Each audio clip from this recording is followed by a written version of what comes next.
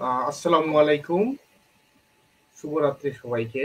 Metropolitan university research society এর পক্ষ থেকে আয়োজিত থার্সডে রিসার্চ নাইট এর আজকের এপিসোড 0.8 এ আপনাদের সবাইকে সাদর সম্ভাষণ। আমাদের আজকের এপিসোডের আলোচ্য বিষয় হচ্ছে starting your research with the literature review. আমাদের আজকের প্রোগ্রামের গেস্ট হিসেবে আছেন আমাদের শ্রদ্ধেয় শিক্ষক Mohammad Saidur Rahman Palash, associate professor business administration, director CTRP এবং president metropolitan university research society, এবং আমি Shahidur Rahman Shakib, joint IT and creative secretary, metropolitan university research society, আছি আপনাদের সাথে। আমাদের আজকের প্রোগ্রামের শুরুতেই আমাদের শ্রদ্ধেয় স্যারের কাছে জানতে চাই, স্যার আপনি কেমন আছেন? আছি আলহামদুলিল্লাহ। শহীদ, আমাকে শোনা যাচ্ছে আশা করি। আর আজকে একটু ডিফারেন্ট ফিলিং, বাংলাদেশে খেলা হইতেছে, তার মধ্যেও লাইভ আসা লাগছে, খুব কুইক শেষ করে দেব। ভালো আছি আলহামদুলিল্লাহ শহীদ। জি স্যার, আলহামদুলিল্লাহ স্যার, আমরাও স্যার ভালো আছি। তো স্যার আমরা কথা না বাড়াই স্লটটা আপনাকে দিয়ে, আমরা আজকে সম্ভবত আপনি স্লাইড প্রদর্শন করবেন। তো স্যার আমরা স্লাইডে চলে যাই। হ্যাঁ, একটু স্লাইডে শো করেন। Thank you so much for having mister Shahid. আমাদের ধারাবাহিক প্রোগ্রামের আজকের যে টপিক ছিল সেটা ছিল starting your research with the literature review. গত ক্লাসে আমরা বা গতদিন আমরা আলোচনা করেছিলাম ইন্ট্রোডাকশন কিভাবে লেখা লাগে এবং ইন্ট্রোডাকশন লেখার জন্য খুব মানে স্মুথ যে ফর্মুলা গুলো ছিল সেগুলো নিয়ে একটু আলোচনা করছি। তার এই ধারাবাহিকতা আজকের টপিক আমাদের পরবর্তীতে research literature review. As you see, the topic is starting your research with the literature review. আর একটু সামনের দিকে যাই। এই স্লাইড গত সেশনে আমাদের ছিল, অর্থাৎ আপনি যখন রিসার্চ শুরু করবেন, শুরু করার আগে আপনার কিছু প্ল্যান নিজের থাকা উচিত। সেই প্ল্যান গুলা কেমন হতে পারে সেইগুলা রিলেটেড এখানে কিছু পার্সোনাল অবজারভেশন লেখা আছে, দয়া করে আপনারা সময় করে একটু পড়ে নেবেন। যেহেতু এইগুলা রেকর্ডেড থাকতেছে, অর্থাৎ আপনি একটু থামাইয়া তারপরে কিন্তু নিজে দেখে তারপরে শুরু করতে পারবেন। একেবারে আর একটা স্লাইড পরবর্তীতে, সেই স্লাইডটাও গত সেশনে ছিল আমাদের, procedures of collecting necessary documents. দেখেন, আমরা রিসার্চ রিলেটেড আলোচনা এখানে যেহেতু থাকে, সেই ক্ষেত্রে রিসার্চ করার জন্য আমরা কোন জায়গা থেকে কিভাবে ডকুমেন্ট গুলো, আমাদের রেলেভেন্ট ডকুমেন্ট গুলা প্রয়োজন যেগুলা, সেগুলা কোথা থেকে আমরা ডাউনলোড করতে পারি এবং সেই ডাউনলোড ডকুমেন্ট গুলার জন্য আমাদের কোন কোন প্রসেস গুলাতে এবং লজিস্টিক সাপোর্টস দরকার, সেই রিলেটেড কিছু পার্সোনাল অবজারভেশন এখানে লেখা আছে। দয়া করে আপনারা একটু নিজেরা দেখে নেবেন। সো আজকের টপিকটা একটু শুরু করে এখান থেকে, লিটারেচার রিভিউ। আমরা যদি এটার একটু ভেঙে আলোচনা করি, that means you need to review, পুনরায় আবার দেখা। আর বলছে লিটারেচার, লিটারেচার মানে আমরা যদি বাংলায় বলি সাহিত্য। তাহলে আমরা যে রিসার্চ নিয়ে আলোচনা করছি অথবা আমাদের পছন্দের টপিক, প্রবলেম অথবা টাইটেল নিয়ে আমরা রিসার্চ করি, সেই রিলেটেড প্রিভিয়াস পাবলিশড যে পেপারস গুলা, ডকুমেন্টস গুলো আছে, সেইগুলো আমরা একটু পড়াশোনা করে তারপরে আমাদের রিসার্চ শুরু করা উচিত। এবং এই যে পেছনের যে পাবলিশ ডকুমেন্টস গুলো আমরা আলোচনা করি, দেখি, পড়াশোনা করি, লিখি, সংগ্রহে রাখি, এই প্রসেসটাকে আমরা লিটারেচার রিভিউ বলি। এটা খুব গুরুত্বপূর্ণ একটা ধাপ রিসার্চের ক্ষেত্রে। আসলে সব জিনিসগুলাই, সবগুলা পার্টই গুরুত্বপূর্ণ, বাট এই পার্টটা একটু বেশি গুরুত্বপূর্ণ। হ্যাঁ, বেশি গুরুত্বপূর্ণ কেন, একটু সামনের দিকে আগালে বুঝতে পারবো। দেখেন, এখানে একটু আমি একটা কোড ব্যবহার করি, সেটা লেখা আছে, literature is the foundation on which meaningful research is build. অর্থাৎ যে একটা রিসার্চ আপনি দাঁড়া করাচ্ছেন, সেই রিসার্চ লিখতে যাচ্ছেন যখন, সেই রিসার্চটা তখনই মিনিংফুল হবে যখন আপনার লিটারেচারের ফাউন্ডেশনটা স্ট্রং হবে। ফাউন্ডেশন স্ট্রং হবে বলতে 1965 সালের একটা টপিক হচ্ছে মোটিভেশন। আমরা রিসার্চ, বিজনেস রিসার্চার যারা আছেন, সোশ্যাল সায়েন্স রিসার্চার এবং অন্য ফিল্ডেও লাগে এই মোটিভেশন শব্দটা। এই রিসার্চটা মানে এই টার্মটা শুরু হয় 1960 সালে, কিন্তু আজ অবধি 2025 সাল, এই সময় এসে আমরা দেখি রিসার্চের টাইটেলের ক্ষেত্রে মোটিভেশন শব্দটা চলে আসে। তার মানে হচ্ছে যে এই টপিক এরকম একটা কনসেপ্ট যেটা কিনা ওই 1960 সাল থেকে আজ অবধি পর্যন্ত মানুষজন ব্যবহার করছে। এখন এই পেছনে সব কি আপনার পড়া লাগবে, সেইগুলা আপনি, আমরা যখন সামনে আলোচনা করব তখনই আমরা বুঝতে পারবো। তো এই জন্য বলছি যে এই লিটারেচার রিভিউ হচ্ছে একটা ফাউন্ডেশন। আপনি রিসার্চটা যেভাবে দাঁড়া করাবেন, বিল্ড করবেন, তৈরি করবেন, ফাউন্ডেশন বলা হয় এটাকে। আবার যদি বকিশ ডেফিনেশন আমরা একটু দেখি, কোপার অ্যান্ড শিন্ডলার তাদের একটা বিখ্যাত রিসার্চের বই আছে, সেখানে লিটারেচার রিভিউ ডেফিনেশন তারা দিচ্ছে এরকম: a literature review is an academic text that provides an overview of the existing research on a specific topic. বলছে যে আপনি যে টপিকটা নিয়ে, স্পেসিফিক টপিক নিয়ে আপনি রিসার্চ করতে যাচ্ছেন বা করবেন, সেই টপিকের মানে একাডেমিক ওভারভিউ, অর্থাৎ পেছনে প্রিভিয়াস সালগুলোতে আপনার মতো যারা রিসার্চার আছেন তারা ওই টপিকে কোথায় কোথায় কাজ করছেন সেইগুলো একটু নিজেরা পড়ে আসা বলতে অ্যাটলিস্ট টাইটেল গুলো তো দেখে আসা, এটাও হয়। হ্যাঁ, একটা ধারণা পাওয়া যায় অর্থাৎ এই সময়ে এই 2025 সালে কয়টা পেপার, 24 সালে কয়টা পেপার, 23 সালে ওই একই টপিকে কয়টা পেপার, এগুলো একটু মানে রিক্যাপ করা, পুনরায় দেখা, সেটাকে আমরা লিটারেচার রিভিউ বলি। শুধু কি তাই না, লিটারেচার রিভিউ অনেক গুরুত্বপূর্ণ একটা আলোচনা, হয়তোবা 2, 3, 4টা প্রোগ্রামও আমাদের লাগতে পারে এই লিটারেচার রিভিউ নিয়ে। আজকে খুব বেসিক জিনিস আমরা দেখবো, সেই বেসিক জিনিসের ধারাবাহিকতায় লিটারেচার রিভিউ কেন করা হয়, মানে কেন আমরা লিটারেচার রিভিউ দরকার, পারপাস কি, উদ্দেশ্যটা কি লেখা আছে এখানে একটু যদি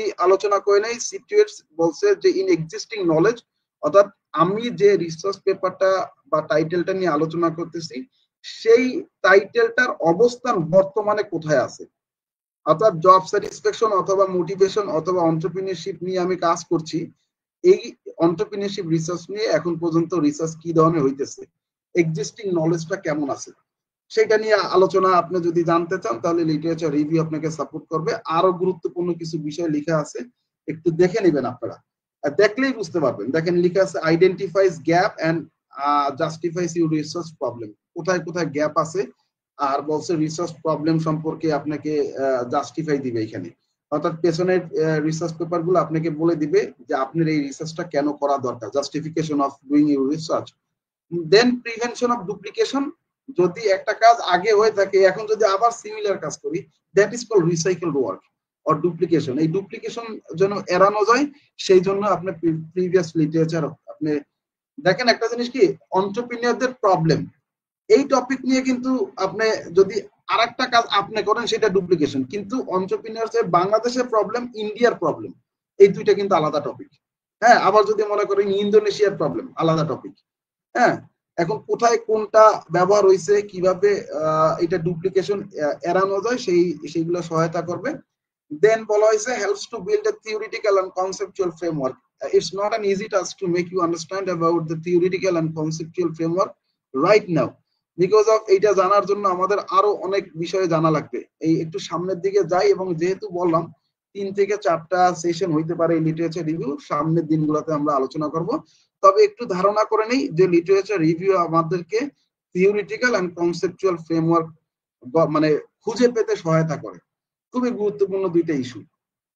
এন্ড ফাইনালি বলছে give direction to the future research, অর্থাৎ আপনি as a researcher, good researcher, it's your responsibility to identify what exactly your limitations are, and from the limitations you need to give a clear direction to the research scholars and community, যে আমার রিসার্চে এইখানে gap আছে, এইখানে limitation ছিল, সেই জায়গা থেকে দয়া করে আপনারা সামনের দিকে যান, এটা আপনার দায়িত্ব একজন রিসার্চার হিসাবে, এবং এইটা আপনি লিটারেচার রিভিউর মাধ্যমে পাবেন এবং আপনি দিবেন সামনে। তো দিস আর দ্য পারপাসেস, এবং বলছে যে এই হলো লিটারেচার রিভিউ। আমি যদি একটু সামারি করি এই স্লাইডটা, সেটা হচ্ছে যে আমি যে টপিক নিয়ে এই মুহূর্তে কাজ করছি সেই টপিক নিয়ে প্রিভিয়াস কি কি রিসার্চ পেপার হয়েছে সেইগুলা নিয়ে। এখন প্রিভিয়াস বলতে কি বোঝা যায়, আমরা রিসার্চের ক্ষেত্রে বলি last 10 years are your previous researches, অর্থাৎ লাস্ট 10 বছরের কাজ। এখন 2025 সাল আছে, আপনি 2015 সাল পর্যন্ত অথবা 2010 সাল পর্যন্ত আপনি আইডেন্টিফাই করবেন, এইটুকু হচ্ছে আপনার লাস্ট। এই 10 বছরে 15 বছরে কি কি হয়ে গেছে এই রিলেটেড সেইগুলো একটু অবজারভেশন করা। কিভাবে? there are many data sources from where you can find the gaps and everything.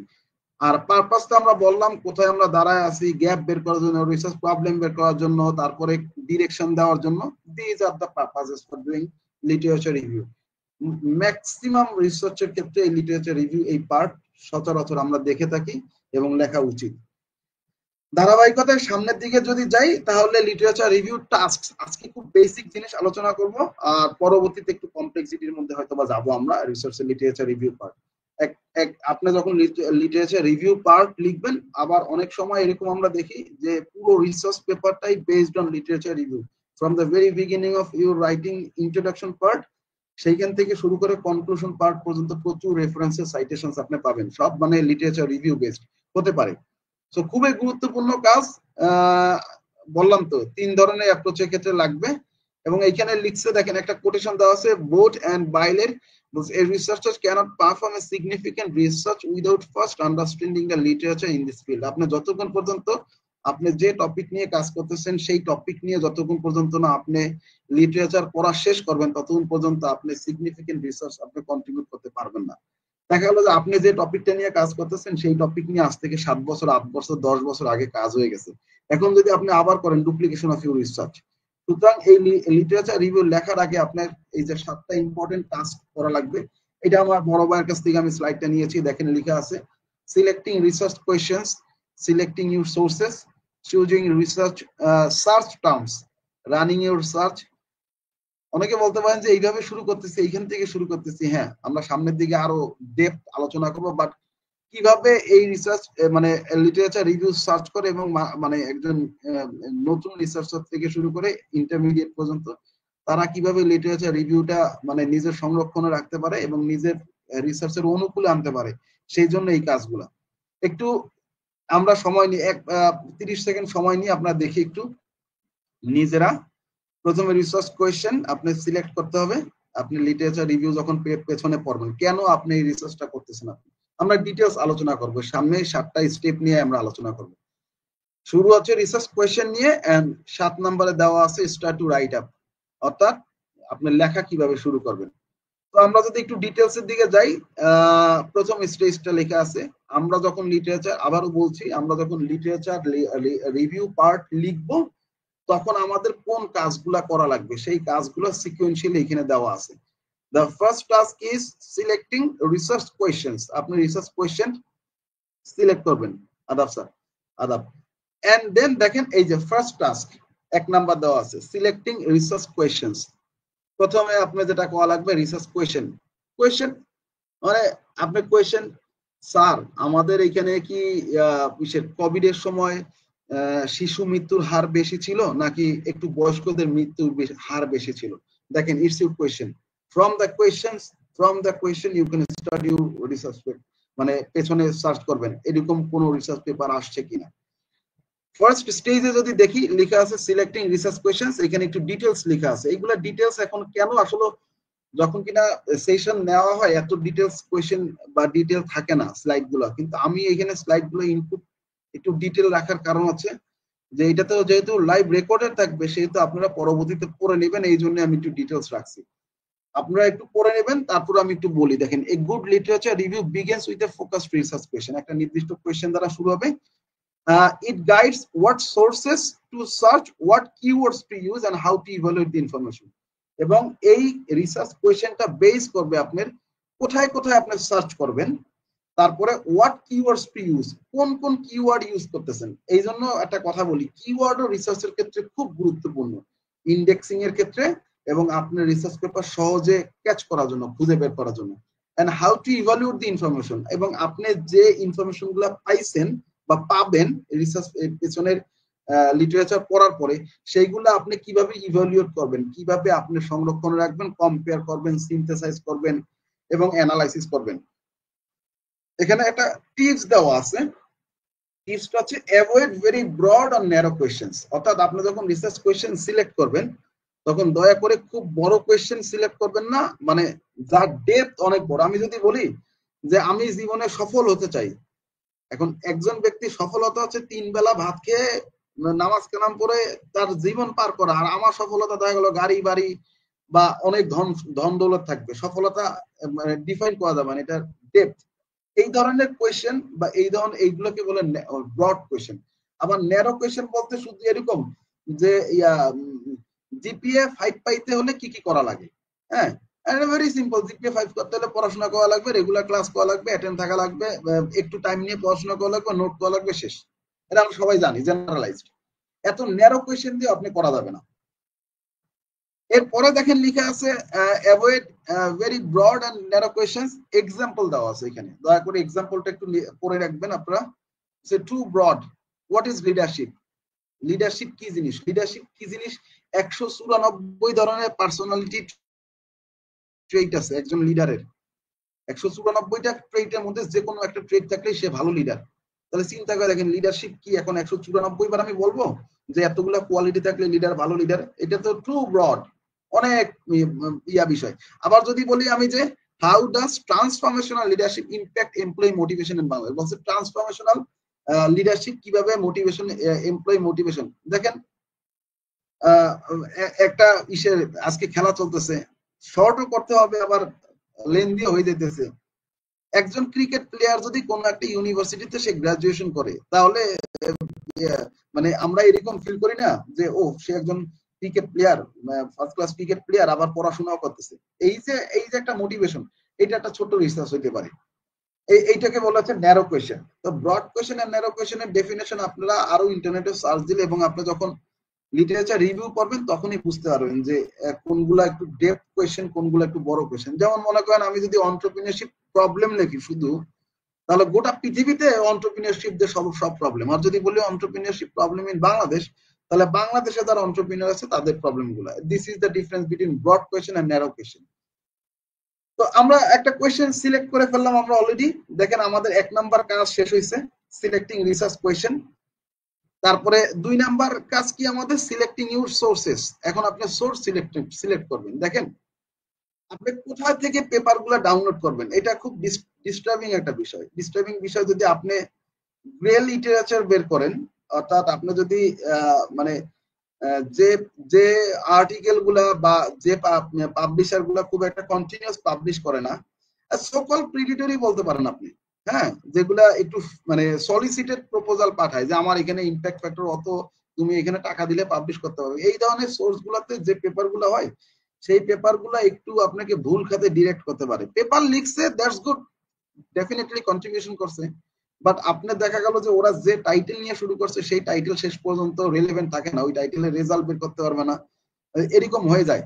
তো আপনি কোন সোর্স থেকে পেপার মানে ডাউনলোড করতেছেন বা ইউজ করবেন, that totally depend on you, এবং এটা ভালো ভালো করা উচিত। এবং এই নিয়ে পুরো আমার ইউটিউব চ্যানেলে একটা পুরো মানে 11টা লেকচারের একটা সিরিজ দেওয়া আছে, দয়া করে তাহলে চিন্তা করে দেখেন, প্রত্যেকটা লেকচার প্রায় 20 মিনিট, 25 মিনিট, 30 মিনিট করে। চিন্তা করে দেখেন যে এতগুলা লেকচার দেওয়া আছে শুধু এই সোর্স এবং কোন জার্নাল গুলা ভালো এবং সেগুলোতে পাবলিশ করা যায় কিভাবে, এর উপরে। তাহলে অনেক বড় ইস্যু, সেটা আমরা এখানে ছোট্টভাবে বলতেছি। দেখেন not all sources R reliable, উপরে লেখা আছে সব সোর্সেস কিন্তু আপনি রিলায়েবল না।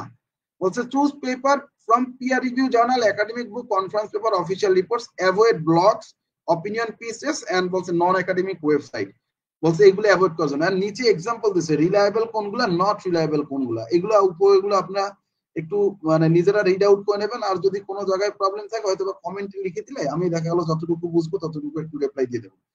দেখেন রিলায়েবল বলছে WS web of science index, যে জার্নাল গুলা, Scopus index journals, UGC reports, UGC হচ্ছে ইন্ডিয়ানটা ফলো করে, ইন্ডিয়ারা এরা ফলো করে, ইউজিসি দেয়, ওয়ার্ল্ড ব্যাংক ডেটা, তারপরে বিএসএস মানে স্ট্যাটিস্টিক্যাল সংস্থা যেটা। আর নট রিলায়েবল কোনগুলা, এই যে personal blogs, random Wikipedia entries, এবং এগুলাকে বলা হচ্ছে গ্রে লিটারেচার। গ্রে লিটারেচার বলতে ধূসর, যার কোনো বেসিক লিঙ্ক এবং রেফারেন্স নাই, এই ধরনের লিটারেচার। ইন্টারনেটে একটু টাচ দিলে হবে what the grey literature are what sources can be included in grey literature, এইটুকু সার্চ দিলে পেয়ে যাবেন। ব্লগ, তারপরে আপনি লিঙ্কডইনে লেখা, ইউটিউব, তারপরে হ্যাঁ এগুলো আবার রিলায়েবল ভ্যালিড তখন যখন কিনা আপনার হয় কি বলে নতুন কোন টপিক এমার্জ করে পৃথিবীতে। যেমন মনে করেন এই মুহূর্তে পৃথিবীতে দেখা গেল যে HAI মানে আমরা তো আর্টিফিশিয়াল ইন্টেলিজেন্স নিয়ে কাজ করতেছি, নতুন অ্যাডভান্স রিসার্চ ইস্যু হইতে পারে হিউম্যান আর্টিফিশিয়াল ইন্টেলিজেন্স, অর্থাৎ মানুষ এবং হচ্ছে আর্টিফিশিয়াল ইন্টেলিজেন্সের কম্বাইন, এরগোনমিক্স, হ্যাঁ এইটা হইতে পারে হচ্ছে ইসের কি বলে নতুন রিসার্চ টপিক। এইগুলা যখন আসে তখন হচ্ছে গ্রে লিটারেচারের সাপোর্টও নেওয়া লাগে, কিছু করার নাই। নিউজ পেপার, তারপরে ওয়ার্ল্ড টপ যে ইয়াগুলা ম্যাগাজিন গুলা, সেইগুলা থেকে। By the way so 2 number source এটা নিয়ে আরো অনেক লেকচার দেওয়ার জায়গা আছে। হ্যাঁ, তো আজকে না করি। তাহলে 1 নাম্বার আমরা রিসার্চ কোয়েশ্চেন সিলেক্ট করলাম। 2 নাম্বার সেই কোয়েশ্চেনের উপরে বেস করে আমরা এখন সোর্স সিলেক্ট করব, কোন জায়গা থেকে পেপার আমরা নিব। হ্যাঁ, আবার কোন জায়গা থেকে আমরা পেপার নিতেছি সেটা আবার হচ্ছে আপনার ওই সেকেন্ডারি সোর্স হিসেবে ডেফিনেটলি মেথোডোলজিতে লেখা উচিত, লিখতেই হবে। 3 নাম্বার স্টেজটা কি ছিল একটু খেয়াল করি। 3 নাম্বার স্টেজ ছিল চুজিং ইউর সার্চ টার্মস। আপনি কিভাবে সার্চ করব। আমরা যখন কিনা কোনো ডেটাবেস অথবা ইন্টারনেটে যখন আমরা কোনো টপিক সার্চ করব, সেই সার্চ গুলা কিভাবে হবে। এই সার্চ গুলার জন্য দেখেন keywords are the backbone of your search. বলছে যে কিওয়ার্ড গুলা একটা রিসার্চের ম্যান্ডেটরি যেগুলা পার্ট আছে সেই পার্ট গুলার মধ্যে সবচেয়ে গুরুত্বপূর্ণ একটা পার্ট ছিল কিওয়ার্ডস। এমন কোনো জার্নাল নাই, এমন কোন আর্টিকেল নাই যে আর্টিকেল গুলাতে কিওয়ার্ড ব্যবহার করা না হয়। তাহলে যদি গুরুত্বপূর্ণই না হইতো তাহলে তো এই এটা পার্টটা দিত না। এই জন্য বলছে কিওয়ার্ড হচ্ছে আপনার ব্যাকবোন। ওই কিওয়ার্ড দিয়েই হচ্ছে আপনার পরবর্তীতে যে পেপার গুলো আপনার দরকার রিলেভেন্ট আপনার রিসার্চ টপিকের, সেই রিলেভেন্ট টপিক গুলো আপনি সার্চ দিবেন, এই কিওয়ার্ডস গুলো তখন আপনার সহায়তা করবে। এখন কি বলছে দেখেন, think Baizid, thank you so much, very informative, thank you so much, stay connected with us, and Baizid, next session ইনশাআল্লাহ আপনার সাথেও দেখা হবে। And then think about synonyms and related concept।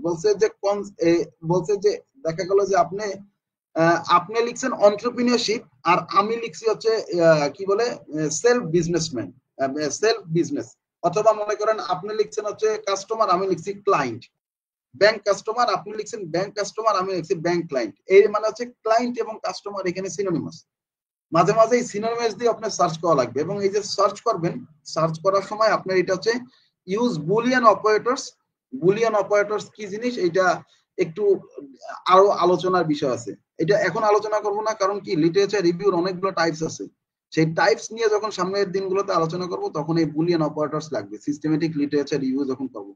Simply Boolean operators হচ্ছে and or not, এই তিনটা দিয়ে আপনি মানে আপনার যে সার্চ কিওয়ার্ডস গুলো আছে সেই কিওয়ার্ডস গুলোকে আপনি ছোট বড় এবং হচ্ছে নিজের মতো করে আপনি কাস্টমাইজ করে সার্চ দিবেন। দেখেন এই যে লেখা আছে এক্সাম্পল, আপনার উদাহরণস্বরূপ দিয়ে দিচ্ছে। এটা বুলিয়ান অপারেটরস করা হয় হচ্ছে বেটার রেজাল্টের জন্য, ভালো রেজাল্টের জন্য। দেখা গেল যে প্রথম একটা কিওয়ার্ড দিয়ে আপনি সার্চ দিবেন 1 কোটি রেজাল্ট আসবে। 2 নাম্বার আরেকটা কিওয়ার্ড দিবেন দেখবেন সাথে সাথে 50 লাখ চলে আসবে। 3 নাম্বার আরেকটা সার্চ দিবেন দেখবেন 25 লাখ। এবার যদি আপনি বুলিয়ান ওয়ার্ড দেন এন্ড অর নট বাট, এগুলো যখন দিবেন তখন দেখবেন এটা শেষ পর্যন্ত আপনার পেপার আসবে 100টা। ওই 100টা পেপারে হচ্ছে আপনার গুরুত্বপূর্ণ পেপার আপনার রিলেভেন্ট লিটারেচারে। হ্যাঁ, দেখেন তারপরে লেখা আছে রিসার্চ টপিক, এক্সাম্পল হিসেবে দেওয়া আছে রিসার্চ টপিক বার্ন আউট এবং হেলথ কেয়ার ওয়ার্কার্স। এটা হচ্ছে আপনার টপিক, সিম্পল একটা টপিক, বার্ন আউট এবং হেলথ কেয়ার ওয়ার্কার্স। অর্থাৎ এই পৃথিবীতে যারা বার্ন আউট, অর্থাৎ ভেতরে তারা যে are burning but they can't express it to others and somehow they cannot leave the job as well। যেমন মনে করেন nurse burn out, health care ওয়ার্কাররা সবচেয়ে বেশি বার্ন আউটের মধ্যে ভোগে। হ্যাঁ, তারা বেরোইতে পারে না। মানে একে তো একটা মানবিক সেবা, ওদিক থেকে আবার টাইমের বিষয় আছে, নানান বিষয় আছে।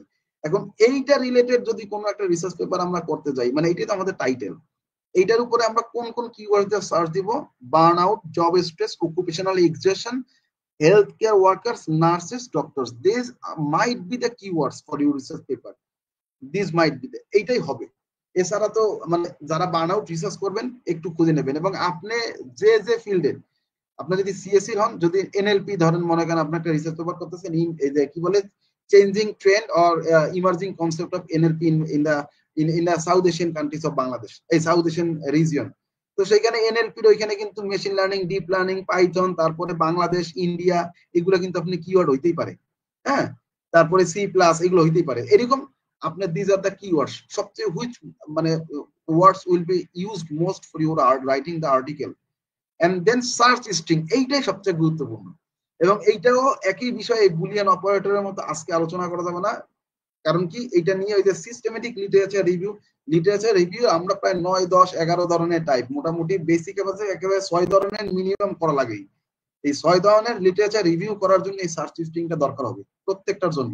এই সার্চ স্ট্রিং এতটা গুরুত্বপূর্ণ। কিভাবে দেখেন, এইভাবে যেভাবে লেখা আছে এইভাবেই দেওয়া লাগবে। এই দেখেন এই যে এখানে দুইটা ইনভার্টেড কমার মধ্যে লেখা আছে। প্রথমে দেখেন আমাদের টপিক কিন্তু বার্ন আউট এবং হেলথ কেয়ার ওয়ার্কার্স, আর কিওয়ার্ডস আছে burn out, job stress, this are the keywords বেশি ইউজ করা হবে। তাহলে এই টাইটেলকে এই রিলেটেড রিসার্চ পেপার খুঁজে বের করার জন্য আমরা কোন ধরনের সার্চ স্ট্রিং ব্যবহার করব? এই দেখেন বার্নআউট AND, এই এন্ড কিন্তু হচ্ছে বড় হাতের এন্ড, হেলথ কেয়ার ওয়ার্কার্স, হ্যাঁ। দেন অর, এটা কিন্তু আবার ইনভার্টেড কমা দিয়ে আটকায় ফেলানো। আবার অর এর পাশে আবার মনে করেন inverted comma occupational stress and nurses, এইভাবে করে আপনি সার্চ দিবেন। দেখুন কিনা আপনি ধরেন আপনি একটা ডেটাবেস ব্যবহার করতেছেন, গুগল স্কলার ধরেন, অথবা মনে করেন স্কুপাস ডেটাবেস ব্যবহার করতেছেন, যখন আপনি এই পুরো টাইটেলটা দিবেন অথবা কিওয়ার্ড দিয়ে মানে সার্চ দিবেন, তখন যে পরিমাণ রেজাল্ট বেরোবে তার 3/1 রেজাল্ট বেরোবে যখন এই সার্চ স্ট্রিং এর এইগুলো দিয়ে আপনি সার্চ করবেন। তারপরে তো আবার শাল আছেই, মানে এটা প্র্যাকটিক্যালি পরে দেখাই দেবো। সো দেখেন 3 নাম্বার ইসের টাস্ক আমাদের হয়ে গেল। 1 নাম্বার হচ্ছে selecting research questions, selecting the sources, তারপরে search items and then running your search মানে কি? আপনি কিন্তু সার্চ আইটেম দিয়ে সার্চ স্ট্রিং দিয়ে আপনি সার্চ করতেছেন, এই সার্চটা আপনি বন্ধ করতে পারবেন না। বলতে আপনি কি শুধু গুগল স্কলার দিয়ে যদি আপনি সার্চ করেন তাহলে কি শেষ? গুগল স্কলার না, এরকম ডেটাবেস আরো অনেকগুলো আছে। দেখেন এই অনেকগুলা ডেটাবেস, প্রত্যেকটা ডেটাবেসে আপনার সার্চ করা উচিত যদি পুরো পেপারটা রিগোরাস করতে চান। এবং ওইটার মধ্যে দেখবেন গুগল, এই দেখেন these are the data sources, আরো আছে। ইউজ একাডেমিক ডেটাবেসেস, এই যে রানিং ইউর সার্চ, আপনার সার্চটা বারবার করতে হবে। কোন ডেটাবেস আমরা প্রথমে বললাম গুগল স্কলার, তারপরে JSTOR, হ্যাঁ, ওপেন অ্যাক্সেস, ডোয়াজ আছে, তারপরে স্কুপাস আছে, পাবমেড আছে, তারপরে ওয়েব অফ সায়েন্সেরটা এখানে ইয়ে করে না, ওয়েব অফ সায়েন্স হচ্ছে ডেটাবেস আছে, তারপর পাবমেড, তারপরে আরো ভুলে গেছে এই মুহূর্তে, ডোয়াজ মনে আসছে না এই মুহূর্তে। যাক, these are the very common data sources. এখন এই প্রত্যেকটা ডেটা সোর্সে আপনারা যখন সার্চ দিবেন তখন কিন্তু এরকম হইতে পারে যে পেপারে মিল হয়ে যেতে পারে, মানে গুগল স্কলারে যে পেপারটা আছে এটি স্কুপাসেও আছে, আবার পাবমেডেও আছে।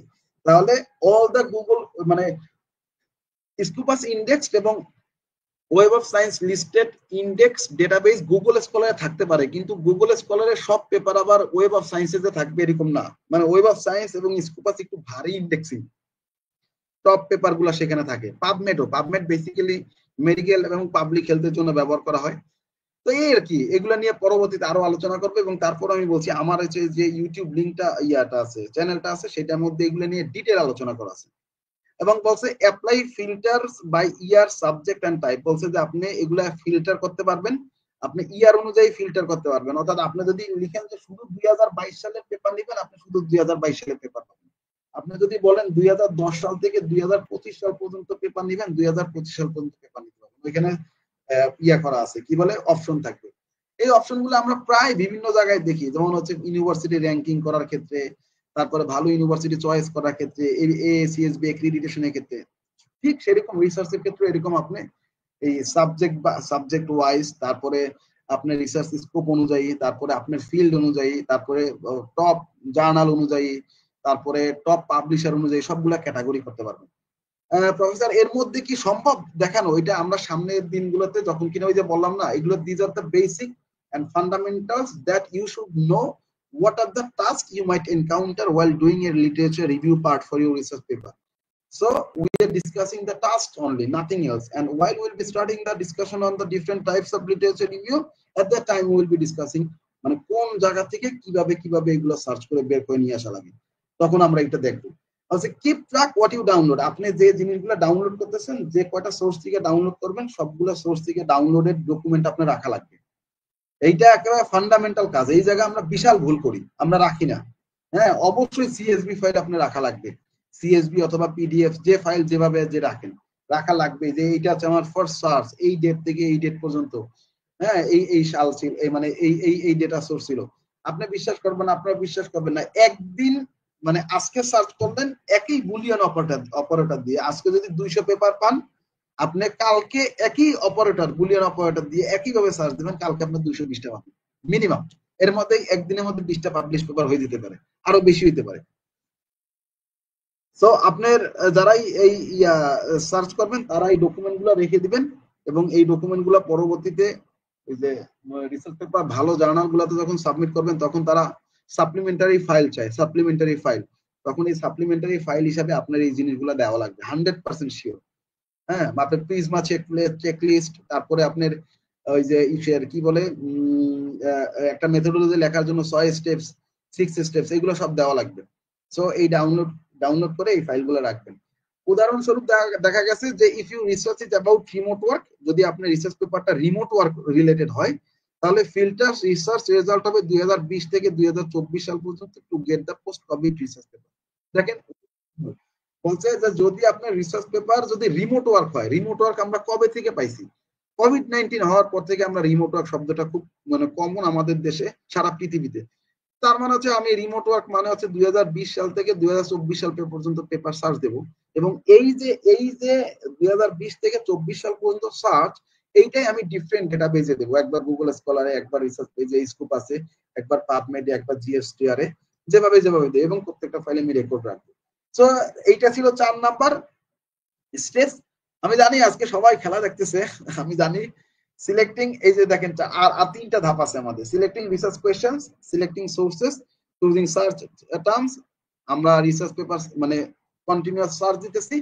আমরা সার্চ দিয়ে অনেকগুলো পেপার পাইলাম। আমরা পাওয়ার পরে দেখেন ক্রিটিক্যালি অ্যানালাইজ এন্ড ইভালুয়েট, গুরুত্বপূর্ণ কাজ। আমরা বললাম যে আমরা যে টপিক নিয়ে কাজ করতেছি সেই টপিকের উপরে আমরা সর্বশেষ 50টা পেপার পাইলাম। সর্বশেষ পেপার পাওয়ার পরে ওই 50টা পেপারই হচ্ছে আমার বেসিক পেপার, ওই পেপারগুলো নিয়ে আমি কাজ আগাবো। এইবার বলছে দেখেন ক্রিটিক্যালি অ্যানালাইজ এন্ড ইভালুয়েট, বলছে আপনি ওই পেপারগুলো এখন ক্রিটিক্যালি অ্যানালাইজ করবেন, ইভালুয়েট করবেন। ডোন্ট জাস্ট সামারাইজ, শুধু বলছে সামারি করলেই হবে না। অর্থাৎ আপনি 50টা পেপারের লিটারেচার রিভিউ নিয়ে একটার পর বসায় দিলেন, দ্যাটস নট কি বলে গুড ওয়ে, এবং সেটা লিটারেচার রিভিউ হবে না। এখানে বলছে যে শুধু সামারি করলেই হবে না, আস্ক, তাকে জিজ্ঞাসা করতে হবে। মানে আপনার মাথার মধ্যে, আপনার রিসার্চার আপনার মাথার মধ্যে এই জিনিসগুলো থাকা লাগবে। What is the study about, এই স্টাডিটা কি রিলেটেড।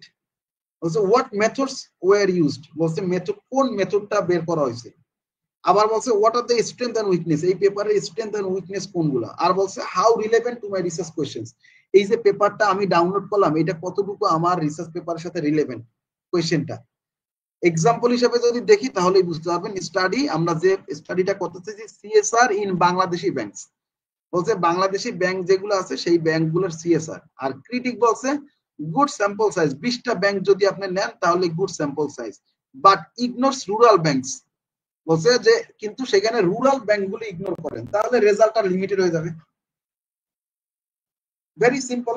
দেখেন আপনি প্রথমে সিএসআর ব্যাংকিং রিলেটেড, সিএসআর এর যে ইয়ারগুলো আছে, বাংলাদেশ ব্যাংক বাংলাদেশের যে ব্যাংকগুলো সিএসআর পারফর্ম করে সেই রিলেটেড পেপার ডাউনলোড করেন।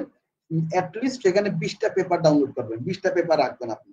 আবার বলছে বাট ইগনোর রুরাল ব্যাংক, বলছে যে ওইগুলোর মধ্যে রুরাল ব্যাংক যদি থাকে তাহলে আপনি বাদ দিতে হবে। ইয়েস, এই ক্রিটিক্যালি সামারাইজ এবং অ্যানালাইজ করার আগে আরো কিছু ধাপ আছে, সেগুলো প্রিজমা চেকলিস্টে যখন আমরা দেখবো তখন আমরা আলোচনা করবো যে ইনক্লুশন ক্রাইটেরিয়া কি জিনিস, এক্সক্লুশন ক্রাইটেরিয়া কি জিনিস, অর্থাৎ কোন পেপারগুলো আমি নেব, কোন পেপারগুলো বাদ দেব, কেন নেব, কেন বাদ দেব। হ্যাঁ, এইটা। এবং এইটা ওয়ান স্টপ সলিউশন, এখানে লিখে আছে ওয়ান স্টপ সলিউশন। এটা সম্ভব একমাত্র যদি আপনি লিটারেচার ম্যাট্রিক্স রাখেন। এখন কোয়েশ্চেন হতে পারে লিটারেচার ম্যাট্রিক্স কি? লিটারেচার ম্যাট্রিক্স একটা ফাইল, যে ফাইলের মধ্যে আপনি যে কয়টা পেপার পড়বেন সেগুলা ধাপ ধাপ ধাপ অনুযায়ী বসাবেন। অর্থাৎ আপনি যদি এক্সেলে করেন, লিটারেচার ম্যাট্রিক্স এর এক্সাম্পলও পরে আসবে, হ্যাঁ, তখনই আমরা দেখাই দেবো। তারপরে একটু সামারি বলি, আপনি যদি এক্সেলে করেন তাহলে এক্সেলে একটা ট্যাব আপনি খুলবেন ইন্ট্রোডাকশন, 2 নাম্বার ট্যাবটা হচ্ছে মেথোডোলজি, 3 নাম্বারটা লিটারেচার রিভিউ, 4 নাম্বারটা অবজেক্টিভ, 5 নাম্বারটা রিসার্চ কোয়েশ্চেন, 6 নাম্বারটা, অথবা প্রথমে রিসার্চ কোয়েশ্চেন দিয়ে শুরু করতে পারেন। এই যে এতগুলো ট্যাব আপনি একটা লিটারেচার, এই একটা এক্সেল ফাইলে খুললেন এবং আপনি 50টা পেপার পড়বেন, 50টা পেপারের ওই রিসার্চ কোয়েশ্চেন, প্রথম ট্যাবটা রিসার্চ কোয়েশ্চেন, সেই ট্যাবে ওই কোয়েশ্চেনের মানে আপনি যে পেপারটা পড়ছেন সেইখানে রিসার্চ কোয়েশ্চেন কি ছিল সেইটা এখানে ইনপুট দিবেন। অর্থাৎ প্রত্যেকটা পেপার, প্রত্যেকটা ইসের মধ্যে, ট্যাবের মধ্যে আপনি এই 20টা বা 25টা পেপারের সামারি পয়েন্ট বাই পয়েন্ট লিখতে হবে। ওইখানে মেথোডোলজিতে যা লিখে আছে আপনার এখানেও মেথোডোলজিটা তা লিখতে হবে। এটাকে লিটারেচার ম্যাট্রিক্স বলে। ইটস ভেরি মানে ইফেক্টিভ ফর ওই যে থিসিস যারা করে তাদের জন্য খুবই গুরুত্বপূর্ণ। আর সিস্টেমেটিক লিটারেচার রিভিউর ক্ষেত্রে এটা খুব দরকার হয় যদি একটু টাইম নিয়ে, বিশেষ করে নতুন রিসার্চাররা তাদের জন্য। তো এই হলো ক্রিটিক্যালি অ্যানালাইজ। আর 2টা স্টেজ আছে, অলমোস্ট শেষ। এবার হচ্ছে সিনথেসাইজিং দ্য রেজাল্ট। সিনথেসাইজিং দ্য রেজাল্ট বলতে আপনি পাইছেন এই টপিকগুলো, এই 20টা পেপার আমার খুব গুরুত্বপূর্ণ। এই 20টা মানে ইনক্লুশন এক্সক্লুশন সব বাদ দিয়ে মানে অ্যানালাইজ করে ইভালুয়েট করার পরও আপনি পাইছেন এই 20টা পেপার আমার সবচেয়ে, এই 20টা পেপার দিয়ে আমি আমার পেপারটা লেখা শেষ করব। এই 20টা পেপারের মধ্যে আমার সকল লিখতে চাচ্ছি তার সামারি দেওয়া আছে। হ্যাঁ, আমি পাবো এখানে। এই জন্য বলছে, দেখেন বলছে bring studies together show similarities differences and debates, avoid one by one summaries. এগুলো একটু পড়ে নেবেন আপনারা দয়া করে। হ্যাঁ, এগুলো একটু পড়ে নেবেন আপনারা দয়া করে। আর দেখেন এক্সাম্পল হিসেবে দেখাই, আমরা যখন লিটারেচার রিভিউ করি তখন লিটারেচার রিভিউতে আমরা সবচেয়ে বড় প্রবলেমটা যেটা হয় সেটা হচ্ছে আমরা 1 নাম্বার পেপারে যেটা পাইছি, অর্থাৎ শহীদের পেপারে যা পাইছি আর পলাশের যা পেপারে, আমরা দুইজন এখানে বসা, শহীদের পেপারটা ধরেন স্টাডি এ আর পলাশের পেপারটা স্টাডি বি। আমরা হচ্ছে 2003 সালে শহীদ বলেছেন এআই ইনক্রিজেস লার্নিং এফিসিয়েন্সি, আবার আরেক প্যারাতে যায় লিখি 2005 সালে পলাশ বলেছেন AI creates inequality and rural students, বলছে যে এআই রুরাল স্টুডেন্টদের ইনইকুয়ালিটি এবং হচ্ছে এগুলো ক্রিয়েট করে। এখন বিষয়টা আছে যে এইটাকে বলে সামারাইজেস। হ্যাঁ, এই সামারাইজ করলে এটা হচ্ছে ওই যে থিসিস রিপোর্ট আন্ডারগ্রেড ফার্স্ট ইয়ারের টার্ম পেপার যদি অ্যাসাইনমেন্ট দেওয়া হয় তাহলে এইভাবে আপনি সামারাইজ করে দিলেও গ্রহণযোগ্য। কিন্তু যখন সিনথেসাইজের কথা বলবেন তখন এই দুইটা লাইন, এই দুইটা সেন্টেন্স দুইজনে যা বলছে এই দুইটাকে একটা সামারি করা লাগবে। দেখেন AI improves efficiency but risk widening digital inequality, এই দেখেন এই দুইটা সেন্টেন্সের সামারি একটা সেন্টেন্সের মধ্যে নিলাম, এইটাকে বলে সিনথেসাইজ। এইটা যদি আপনি না করতে পারেন রিসার্চের ক্ষেত্রে তাহলে আপনার জন্য কিন্তু কোয়ালিটেটিভ রিসার্চার হওয়া কষ্ট হয়ে যাবে। আপনি কোয়ান্টিটিভ অ্যানালাইসিস দিয়ে রিসার্চ করতে পারেন কিন্তু কোয়ালিটেটিভে কষ্ট হয়ে যাবে। বুঝাইতে পারলাম হয়তোবা সিনথেসাইজ রিসার্চ। আর যদি তারপরও মানে প্রবলেম থাকে কোয়েশ্চেন লিখে দেবেন আপনারা। এন্ড ফাইনালি আপনি সিনথেসাইজও করে ফেলছেন, আপনি লিটারেচার ম্যাট্রিক্সও বানায় ফেলছেন, সিনথেসাইজিংও শিখে গেছেন। এখন আপনি যে টপিক সেই টপিক অনুযায়ী আপনি লেখা শুরু করেন। দেখেন last stage start to write up, আপনি এখন লেখা শুরু করবেন। Organise your literature review clearly, use of this approaches, যে কোনো নিচের একটা অ্যাপ্রোচ আপনি ফলো করেন। একটা হইতে পারে ক্রোনোলজিক্যাল অফ দ্য ইয়ার, অর্থাৎ আপনি যে লিটারেচার রিভিউগুলো পাইছেন সেটা ক্রোনোলজিক্যাল লিখতে পারেন অথবা থিমেটিক লিখতে পারেন। থিমেটিক কি জিনিস? ধরেন মোটিভেশনের ফ্যাক্টর অনেকগুলো, 5টা ফ্যাক্টর আছে, ধরেন 5টা ফ্যাক্টর, ওই ফ্যাক্টর অনুযায়ী আপনি লিখতে পারেন। ফ্যাক্টর অনুযায়ী ওই ফ্যাক্টরের মধ্যেও আপনি ক্রোনোলজি করতে পারেন। অর্থাৎ সাল, লিটারেচার রিভিউ যখন লিখবেন তখন তো সাল আর নাম আর এগুলোই বেশি আসবে রেফারেন্স। হ্যাঁ, তখন হচ্ছে ওই প্রথমে ক্রোনোলজি অনুযায়ী লিখতে পারেন। ওই যে বললাম মোটিভেশন 1960 সাল দিয়ে শুরু হয়েছে, এটা আপনি 2025 থেকে শুরু করে 1960 উল্টা দিক দিয়েও যেতে পারেন ফানেল অ্যাপ্রোচের মতো, আবার উল্টা দিক দিয়েও যেতে পারেন। 1960 সাল দিয়ে পড়লে মানুষ খুব একটা মজা পায় না, মানে প্রথমে যদি এত পুরাতন হয়। আর ফাইনালি বলছে মেথোডোলজিক্যাল বলতে বোঝা যাচ্ছে যে আপনি কোয়ালিটিটিভ এবং কোয়ান্টিটিভ কোন কোন পেপারগুলো সেগুলো একটু আলাদা আলাদা করে রাখতে পারেন, যে এইগুলো হচ্ছে কোয়ান্টিটিভ পেপার, এগুলো হচ্ছে কোয়ালিটিটিভ পেপার, এবং কোয়ান্টিটিতে এই জিনিসগুলো বলছে, কোয়ালিটিটিভে এই জিনিসগুলো বলছে। এই দেখেন এই প্রত্যেকটার এক্সাম্পল অনুযায়ী প্রত্যেকটা দেওয়া আছে। ক্রোনোলজিক্যাল ফ্রম 2000 থেকে 2024, হাউ স্টাডি ইভলভ, কিভাবে এই স্টাডিটা বাড়ছে। থিমেটিক হচ্ছে motivation, barriers, opportunities, this are the themes. আর মেথোডোলজি হচ্ছে কেস স্টাডি ভার্সেস সার্ভে। আমরা গত একদিন অনলাইন অন ক্যাম্পাসে আমরা কেস স্টাডি নিয়ে আলোচনা শুরু করছিলাম। তো দিস আর দ্য মানে ways to study your writing. So এই যে লিটারেচার রিভিউ যখন আপনি করবেন তখন এই 7টা কাজ আপনার একেবারে মানে করা লাগবেই। তারপরেও শেষে আরেকটুখানি মনে হচ্ছে স্লাইডে আমি একটুখানি ইয়ে করছিলাম, সেটা হচ্ছে গ্যাপস।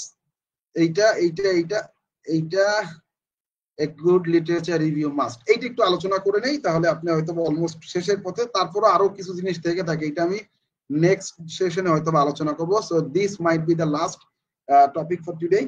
দেখেন এ গুড লিটারেচার রিভিউ বলছে, হো আরেকটা টপিক মনে আছে। হ্যাঁ, দেখেন এ গুড লিটারেচার মাস্ট বলছে, একটা গুড লিটারেচার, এটা আমার বড় ভাইয়ের স্লাইড থেকে আনছি যে কিভাবে এটা গুড লিটারেচার হবে। ফোকাসড এন্ড কনসাইজ, খুব বেশি ফোকাস থাকা লাগবে, কনসাইজ থাকা লাগবে। লজিক্যাল, আপনাকে অবশ্যই যৌক্তিক হইতে হবে। মোটিভেশনের 1960 সাল থেকে সব যদি আনতে যান তাতে আপনার 150 পেজ হবে একটা রিসার্চ। হ্যাঁ, তারপরে বলছে ডেভেলপের কথা বলছে এখানে যে don't leave the story half told, অর্থাৎ আপনি যখন লিখবেন তখন অর্ধেক অর্ধেক মানে হাফ টোল্ড হওয়ার দরকার নাই, মানে হয় পুরোটা লিখবেন আর না হয় থেমে যাবেন, লেখা দরকার ওই বিষয়ে। এই যে সিনথেসাইজের কথা বলছে, যে কিভাবে সিনথেসাইজ আমরা তো আলোচনা করলাম এবং সামনের দিনগুলোতে আরো আসবে। এন্ড ফাইনালি কারেন্ট, কারেন্ট বলতে যে cutting edge of your topic, আপনি যে একাডেমিক ফিল্ড নিয়ে কাজ করতেছেন সেই একাডেমিক ফিল্ডের সবচেয়ে কারেন্ট টপিক কোনগুলা সেইগুলা নিয়ে আপনার কাজ করতে হবে। আপনি পুরাতন দিকে পেছনের দিকে যাওয়ার কোনো ওয়েই নাই। আর আরো একটা জিনিস আছে, কমন মিস্টেকস। আমরা নতুন রিসার্চার যারা, তারা কোন জিনিসটা কমন সবচেয়ে বেশি মিস্টেক করে, কোন বিষয়গুলা? কালেক্টিং টু মাচ আর ইনঅ্যাপ্রোপ্রিয়েট ইনফরমেশন, আমরা যা পাই তাই আমি রিলেভেন্ট নিয়ে আসি। যদি এরকমও সমস্যা হয় তাহলে একটা নির্দিষ্ট সময় এসে আপনি আপনি যা সংগ্রহ করছেন সেইখান থেকে আবার মাইনাস করেন, মানে বাদ দিয়ে দেন, অথবা মাস্টার ফাইল 1, তারপরে draft 1, draft 2 file, draft 3 file, এইভাবে রাখবেন। 2 নাম্বার বলছে lack of literature based on objective, অর্থাৎ আপনি আপনার যে রিসার্চ পেপার নিয়ে কাজ করতেছেন আপনি সেই অবজেক্টিভ ফুলফিল করে এমন রিসার্চ পেপারই আপনি পড়তেছেন না। হ্যাঁ, মানে যা পাইতেছেন তাই আপনি পড়াশোনা করতেছেন, that's not good. And then insufficient information, অল্প ইনফরমেশন নিয়ে আপনি রিসার্চ লিটারেচার রিভিউ করতে পারবেন না। মিনিমাম হচ্ছে 20, 25, 30টা পেপার আপনি রিড আউট করাই উচিত। অমিশন অফ কন্ট্রাস্টিং ভিউ, আমরা যখন কিনা মনে করেন বাংলাদেশ আজকে জিতবে কিনা, আজকে সবাই বলছে বাংলাদেশ জিতবে, তার মানে হচ্ছে সবাই আমরা জিততে পক্ষে, কিন্তু একজন বলছে জিততে কষ্ট হবে, হার্ড, পারবে না। এই কন্ট্রাস্টিং ভিউটা আমরা আনি না, নেই না, গ্রহণযোগ্য নেই না। আমরা মনে করি contrasting view is always not good, but এইটা রিসার্চের ক্ষেত্রে অ্যাপ্রোপ্রিয়েট এবং অ্যাপ্রিসিয়েটেড কন্ট্রাস্টিং ভিউ। সবাই বলছে যে মনে করেন ইসের যখন বয়স কম থাকে তখন মেধাবী থাকে, আর আপনি বলতেছেন না যখন বয়স বেশি হয়ে যায় তখন মেধাবী থাকে, এটা হচ্ছে কন্ট্রাস্টিং ভিউ। এন্ড দেন বলছে যে অমিশন অফ রিসেন্ট ওয়ার্ক, যদি নতুন যে কাজগুলো আছে সেই কাজগুলো যদি আপনি অমিশন করেন, মানে বাদ দিয়ে দেন, তাহলে আপনি রিসার্চ পেপারের জন্য খুবই প্রবলেমে পড়বেন, রাখা যাবে না। আর এই যে এত কিছু আপনাকে বললাম, আমরা আজকে আলোচনা করলাম এত কিছু, আপনি মানে এটা মানে কিভাবে পড়বেন, কিভাবে পড়বেন সেইটা হচ্ছে খুব গুরুত্বপূর্ণ একটা ইস্যু। কারণ এই পড়ার ওয়ে যদি না দেখা যায় তাহলে না আলোচনা করি তাহলে খুবই কষ্ট হয়ে যায়। এই পড়ার এই জন্য একটা ফর্মুলা আছে, এটা মনে হয় ভাইয়ারই ফর্মুলা দেওয়া মনে হয়, PQRS। হ্যাঁ, পি মানে হচ্ছে প্রিভিউ, অর্থাৎ স্কিমিং করা লাগবে। যে পেপার 20টা পেপার আপনি পাইছেন সেই 20টা পেপার আপনাকে ভালোভাবে স্কিমিং করা লাগবে, কোয়েশ্চেন্স খুঁজে বের করা লাগবে কোথায় কোথায় কোয়েশ্চেন্স। রিডিং, যখন রিড করবেন তখন একটু অ্যাক্টিভ হইতে হবে যে এইটা কি আপনার রিসার্চ পেপারে এরিয়া কিনা। এবং আপনি যদি ঘুমের অবস্থায় যদি রিসার্চ পেপার পড়েন তাহলে হবে না, তাহলে বুঝতে পারবেন না। এন্ড ফাইনালি সামারাইজ, অর্থাৎ সিলেক্টিভ কিছু নোট নেন, আপনি সামারি করেন, যে পেপারটা যেখান থেকে পড়ছেন সেই পেপারের সামারি আপনি নিয়ে নেবেন। আর এই যে যত কিছু আলোচনা করলাম সেই সবকিছুর উপরে ভিত্তি করে রিসার্চ পেপার লিটারেচার লেখা শুরু করে, এবং বেজ হচ্ছে এই যে research question, research objective and hypothesis. And এই তিনটা নিউবি রিসার্চারদের জন্য 3টা লিটারেচার রিভিউ পার্ট করা লাগে, theoretical literature review, conceptual literature review, empirical literature review. যেখানে থিওরি বলতে আপনি যে পেপার নিয়ে কাজ করতেছেন সেই পেপারের ভাবগত সিগনিফিকেন্ট মিনিং বুঝাবে। আবার কনসেপচুয়াল বলতে সেই পেপারে কি পরিমাণ ভেরিয়েবল ব্যবহার হয়েছে সেইগুলো সম্পর্কে আপনার আলাদা ঢালাওভাবে দেওয়া লাগবে। এন্ড এম্পিরিক্যাল লিটারেচার রিভিউ বলতে যে ভেরিয়েবল গুলো আপনি ব্যবহার করছেন সেই ভেরিয়েবল গুলাই কোন কোন রিলেশন, কোনটার সাথে কোন কোন রিলেশন আছে সেইগুলো খুঁজে বের করতে হবে। শহীদ, আজকের মতো আজকে আর না, আমরা অলমোস্ট মানে অ্যাবাউট টু ফিনিশ, আমাদের আর কোনো আলোচনার বিষয়ও নাই। এখন আপনার যদি কোনো কোয়েশ্চেন না থাকে, মানে থাকে তাহলে করেন, আর দর্শকদের যদি কোনো কোয়েশ্চেন না থাকে, আমি জানি আজকে দর্শকই মনে নাই, যদি না থাকে তাহলে আমরা নেক্সট দিন ইনশাল্লাহ আবার আলোচনা করব। জি স্যার, আপনাকে অত্যন্ত ধন্যবাদ এবং আপনার প্রতি কৃতজ্ঞতা, এত ব্যস্ততার মধ্যে আমাদেরকে সময় দিয়েছেন। আর আজকে যেহেতু আমাদের বাংলাদেশ বনাম পাকিস্তানের মানে ক্রিকেট ম্যাচ চলতেছে এবং খুবই গুরুত্বপূর্ণ আমাদের জন্য। জি জি, খেলায় খুবই টার্নিং পয়েন্ট চলতেছে আর কি। তো আমরা স্যার শেষ করে দিব, বাট আমার আর কিছু কয়েকটি কোয়েশ্চেন ছিল, যদি আপনি একটু সময় দেন। জি জি, বেশি করবো না স্যার, আমরা 10 মিনিটের মতো সময় নিব। No problem. জি স্যার। স্যার একটা সমস্যা হয় কি, যে ধরেন আমরা যখন গবেষণা করি তখন অনেকগুলা পেপার পড়তে হয়, ধরেন মিনিমাম তো 35 থেকে 50টা, মিনিমাম 35টা, এর উপর যতগুলো নেওয়া যায়। তো অ্যাপ্রক্সিমেটলি 50+ থাকে আর কি একটা রিসার্চ পেপার। প্রথমে আমরা ইনিশিয়ালি 35টা নিলেও পরে আপনার ওই লজিক ডেভেলপের জন্য দেখা যায় যে আমাদের আরো অনেকগুলা বাড়ানো লাগে।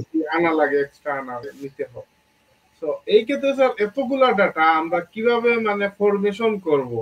ইভেন এতগুলা ডাটার যে আমি অ্যানালাইসিসটা করব, এটার অ্যাপ্রোচটা স্যার আমি কিভাবে পাবো? এটার জন্য আপনাকে আমি বললাম, আপনি লিটারেচার ম্যাট্রিক্স নামে আছে, কি বলে, একটা মানে আমরা যদি করি, কি বলে, যদি ম্যানুয়ালি করি, একেবারে ম্যানুয়ালি করি, তাহলে আমরা লিটারেচার ম্যাট্রিক্সে ম্যানুয়ালি 15-20টা পর্যন্ত করা যায়। আর ম্যানুয়ালির বাইরে যদি আমরা করি, তাহলে আমাদের কিছু টুলস আছে, সফটওয়্যার আছে, ওয়েবসাইট আছে, সেগুলো নেক্সট ক্লাসে আমরা আলোচনা করব। যেমন এলিসিটি আছে, রিসার্চ র্যাবিট আছে, তারপরে রেফারেন্স টুল আছে, তারপরে মেন্ডেলে আমরা তো জানি। এই এই এই জিনিসগুলোর মাধ্যমে আমরা সহায়তা নিতে পারি। তারপরে আর একটা টুল আছে, ভুলে গেছি এই মুহূর্তে। সেই টুলগুলোর মধ্যে আমরা যখন পেপারগুলো দিব, তখন পেপারগুলোর মধ্যে কোন কোন পেপারটা আমার একেবারে দরকার আমার টপিকের মধ্যে, যে এক্সক্লুশন এবং ইনক্লুশন ক্রাইটেরিয়া দেওয়ার পর কোন কোন পেপারগুলো একেবারে আমার দরকার, সেই পেপারগুলো আমরা পাবো।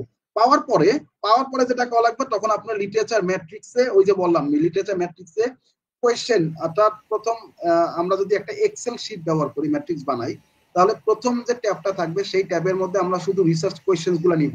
সেই কোয়েশ্চেন গুলো নেওয়ার পরে ওইখানে শুধু আমরা এই 30টা 35টা 50টা যে পেপারই করছি, ওই প্রথম ট্যাবের মধ্যে শুধু কোয়েশ্চেন গুলো আমরা আনবো। যদি কোনো পেপারের মধ্যে কোয়েশ্চেন না থাকে, তাহলে ওইখানে না লিখে দেবো যে এই কোয়েশ্চেনের মধ্যে আমার এই পেপারের মধ্যে নাই।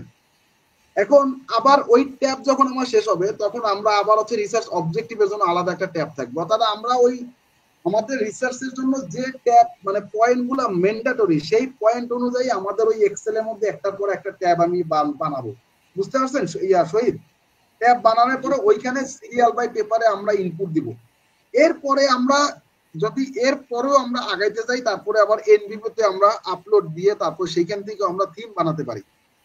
বুঝতে পারছেন? আর এইটা আরো সহজভাবে করার জন্য একটু আগেই বলছিলাম যে আমরা যখন কিনা লিটারেচারটা নিব, সিনথেসাইজ করব, তখন 3টা ওয়ের মধ্যে একটা ওয়েতে করব। সেটা হচ্ছে ক্রোনোলজি, 2 নাম্বার মেথোডোলজি, আর 3 নাম্বার হচ্ছে কি বলে, ভুলে গেলাম। একটু দাঁড়ান, give me a few seconds. আমার এখানে তো ওপেন আছে, আমি একটুখানি দিয়ে দেখে নেই। 1 নাম্বার হচ্ছে ক্রোনোলজি, 2 নাম্বার হচ্ছে মেথোডোলজি, 3 নাম্বার হচ্ছে থিমেটিক্যাল। এই থিম অনুযায়ী, অর্থাৎ যদি ক্রোনোলজি আমি বলি, আমি কি স্লাইডটা শো করতে পারবো না শহীদ? জি স্যার, অবশ্যই পারবো। একটু শো করেন তো। হ্যাঁ, এই দেখেন,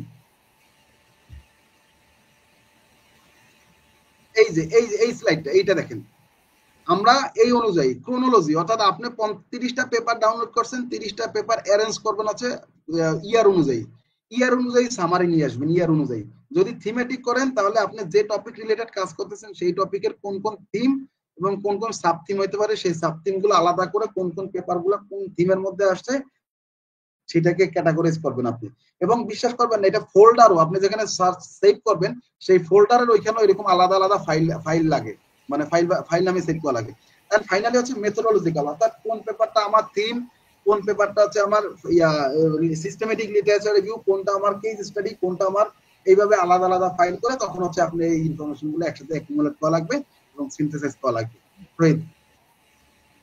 জি স্যার, ধন্যবাদ স্যার। আমরা বেশি কোয়েশ্চেন করব না। আজকের মতো শেষ প্রশ্ন, যে মৌলিক গবেষণা উপস্থাপনে সাহিত্য সমীক্ষা বা লিটারেচার রিভিউ এর ভূমিকা কি?